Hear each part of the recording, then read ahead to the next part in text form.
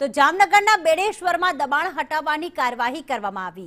ગેરકાયદેસર બાંધકામ સામે તંત્ર દ્વારા એક્શન પ્લાન ઘડવામાં આવ્યો, જેમાં સાયચા ગેંગ સાથે જોડાયેલા બાંધકામ નિશાને છે।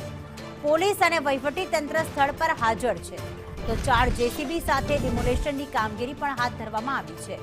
12,950 ચોરસ મીટર જગ્યા ખુલ્લી કરવામાં આવશે।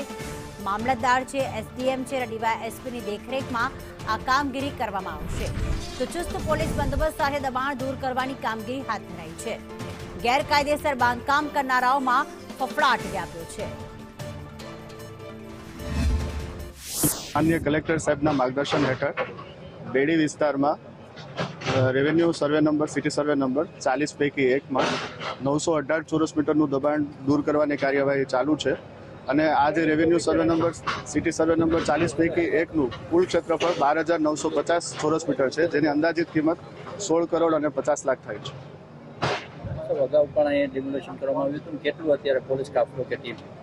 અત્યારે ડીવાયએસપી સાહેબ ઝાલા સાહેબના માર્ગદર્શન હેઠળ અહીંયા જે બંદોબસ્ત ગોઠવાયેલો છે જરૂરિયાત મુજબ, અને જે કામગીરી છે એ શાંતિપૂર્ણ રીતે થઈ રહી છે।